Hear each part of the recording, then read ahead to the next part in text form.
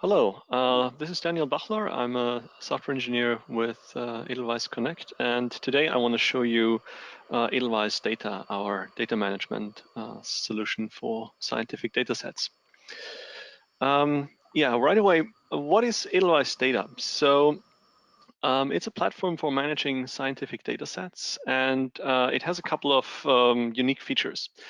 One of them is that it's built with rich metadata support in mind from the beginning. It has full versioning of both the data and the metadata that is used to describe the data. It is built for reproducibility from the start. It's highly interoperable with existing tools and workflow that you're already used to working with. And I think you could say that in the end, it's a data management solution designed for experts that do not have a computer science degree. So even if you're not an expert in creating, setting up databases or things like that, EdelweissData makes it easy to use this solution to manage scientific data sets.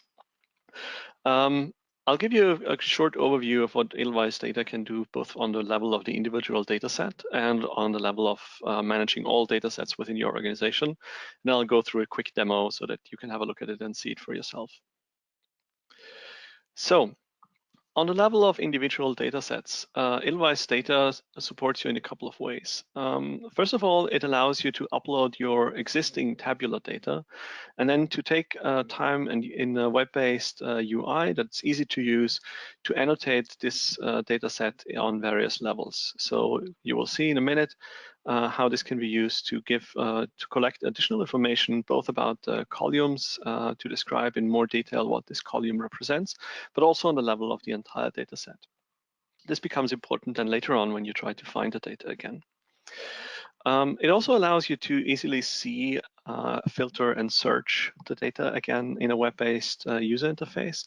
So this makes it easy just to call up the data again, look something up, search for it, and so forth. Finally, it also allows you to get this data again and use it with your favorite tools. So while EdelweissData is a data management solution that provides you with a few of the most common operations that you'll probably do, like inspecting, filtering, searching, and so forth, there's probably a lot of other tools that you're used to using. Maybe it's Microsoft Excel, maybe you're used to using Python for data science and data analysis work, maybe it's R, maybe it's a workflow tool like KNIME, or maybe it's something entirely different. Because EdelweissData is built on open standards and especially REST APIs that are easy to access over the internet, it's easy to use your existing favorite tools for data science with EdelweissData. Okay, but a single data set is usually not the only the only kind of data that you have in your company. Usually the thing that makes it a bit more complicated is that you have a large number of these data sets. Now, what EdelweissData brings to the table here is that it has a powerful search and filtering to find the relevant data sets. So the same kind of search that powers searching within a particular data set also works across data sets, so that you can find your data sets among hundreds, thousands, or hundreds of thousands of data sets. For this, it uses a flexible metadata format that can be used then to find the data in a web UI and also to get this metadata again to work with in your favorite tools. This metadata format is flexible so that you can use a different kind of metadata to describe different groups of data sets. So for example, if your data comes from an experiment that was done on a cell culture, maybe you want to record information about what kind of cell culture was this, what species were the cells from, when were the cells bought, how were they stored. These kinds of information are very important to keep, of course. But that's only true for a data set of this kind, or a data set that works with cell lines. If the data set comes from, let's say, a machine learning algorithm and you analyze something and then want to store the output of this data set again, then the metadata that you will use to describe this data set will be very different. And EdelweissData allows you to do this by using very different formats and different kinds of metadata to describe your data sets. Another thing that we took great care of with EdelweissData was to build in strict versioning from the beginning. This is really important to enable real reproducibility. So if you build on a complicated machine learning model, with a certain, based on a certain, on a few number of data sets, then it will be very important that later on you can retrain a machine learning model with the exact data that was used at this point in time. But it's also interesting to see how it performs if you use a newer version of that data. Maybe some errors were corrected, or maybe you collected additional information, and then you want to see how does it perform if this newer version is used. And so Edelweiss Data supports you in collecting in all data and metadata in specific versions, and then those are recorded and closed down so that they can no longer be manipulated, but you can always create newer versions. And there's a nice and easy way to switch between either addressing specific versions or using the latest version of a data set. Strong security is built into all steps of the data access. So when you try to access your data, you have to authenticate yourself, and this is done with a modern set of security and authentication primitives. And then all the data is always transmitted between your workstation and the Edelweiss data storage with strong encryption. Finally, there's a rich data model that enables fast creation of AI or machine learning solutions. So here, what's important is that you can easily use the same schema for different kinds of data sets, so that it's easy to use not just one data set for the creation of a machine learning algorithm, but many data sets of a similar kind. And because of the metadata that is recorded in a shared format, it's easy to filter and find the kind of data sets that are relevant for this particular machine learning problem or solution. Okay, with this, I would like to show you now a few of these features in a small demo. So here we are in the upload screen of EdelweissData. So this is where I can get my new data and upload it. So here I have the endocrine disruptor knowledge database, which is a public data set by the FDA.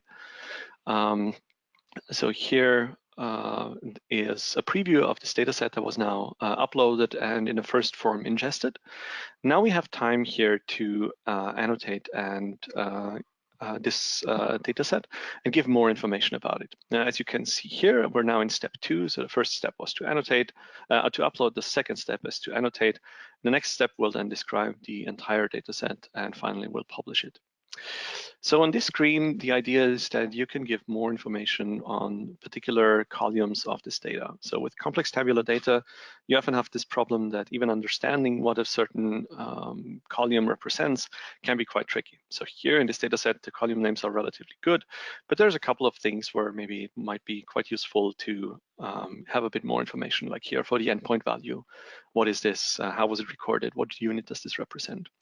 And so for this, we have this annotate sidebar here that you can use to collect descriptions, that you can use for specifying missing value identifiers, or even ontology terms that can be used to very precisely use ontology terms to describe the content of a certain column. And it also makes it compatible with an RDF data model of access. So here, just to briefly show you how this works, I will put in a few fields here. The smiles field, a column I will quickly annotate with a RDF predicate and with a smiles with a description. Now, of course, if this were a proper data set, I would do this now for all columns, but because I don't want to spend an hour here just describing data, I will now skip ahead. So here we're now in the describe step, and this is, as I said before, the endocrine disruptor knowledge base. So let's put in a better title here. And the idea on this screen is to describe the whole data set in its entirety.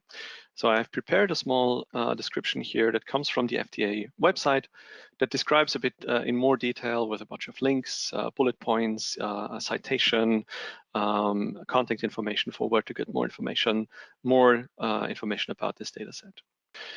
In the lower part of the screen, you see the metadata JSON. So this is the flexible metadata format that I referenced before. And here I have also prepared a couple of fields that were that describe a bit on this data set in a computer readable form. Now, this, of course, is just a very small example. In a bigger example, I would go into more detail here. but for a brief demo, I think this should do. Finally, I can select if I want this dataset to be visible publicly, or if I want this to be private, so that only I or select other people can view it. Okay, I'm all set now, so I click Publish Dataset. And I'm presented with a screen that links me directly to view this dataset again. And I can also see how to do this to view this dataset in Python.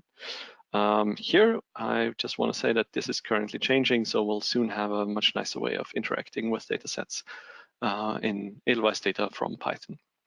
Now I could publish another dataset, but first I want to show you the overview of the datasets that we have now. So as you can see, I have only 23 datasets in here. This is only a small test installation.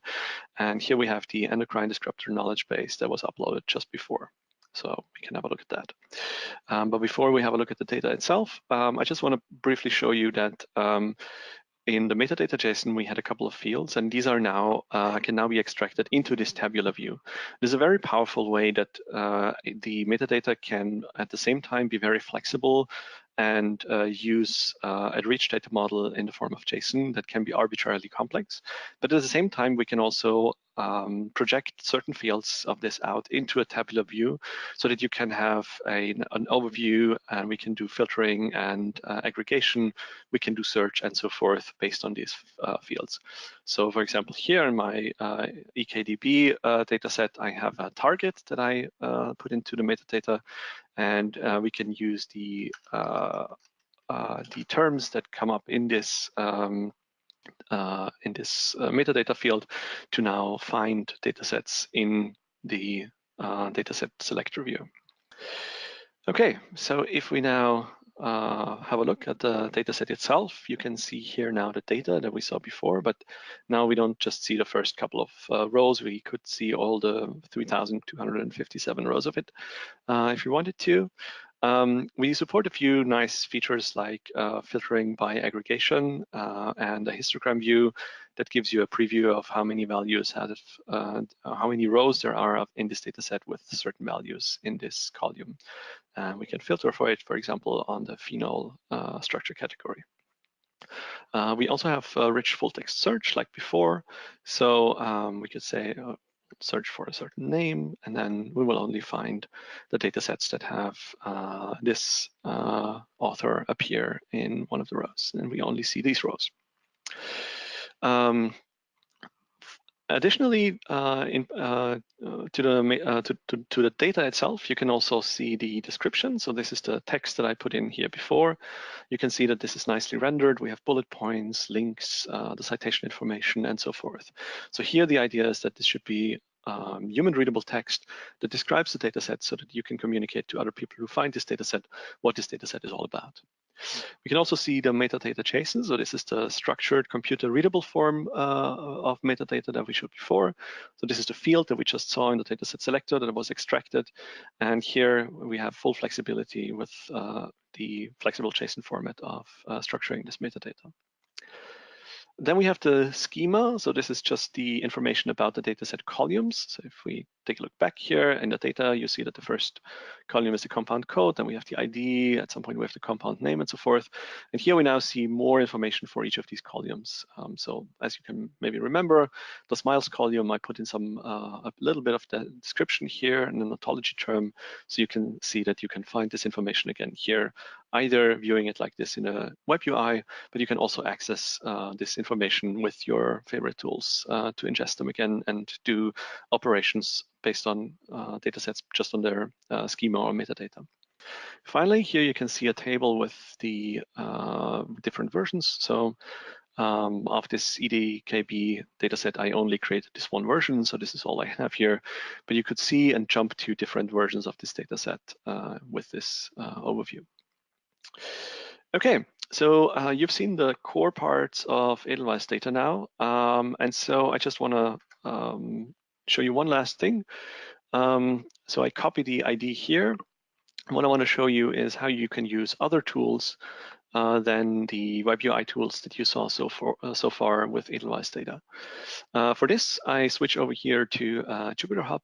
So I like to use Jupyter for data science jobs. And this is what I'll use to quickly demonstrate you how to access the data and do something with it now. So here I paste in the ID. It's a small script that I prepared before. And if I now run through this script, you can see that we import our Edelweiss library. We set the base URL, then we just authenticate. I've authenticated before, so this doesn't ask me for any credentials, but before I had to put them in. And now with just 2 lines of Python, I can get the data set, so all the metadata information about it, and then also the data as a data frame. And so this takes now a second or so. And then if we look at the first couple of lines, we can see that this is the data that I just uploaded before. And finally, if I then want to use one of my favorite tools, for example, the LTR library, I can use that to create visualizations and things like that. So here I did a simple heat map of a couple of the species and so forth versus the assays that were used in this particular data set. Okay, that's it for a small overview of EdelweissData. If you're interested in finding out more, please contact us, and we would love to arrange a demo that goes into a bit more detail. There's also a lot of other features that I couldn't show you today, but we'll have other additional features, videos up in the near future. Okay, thank you for your attention.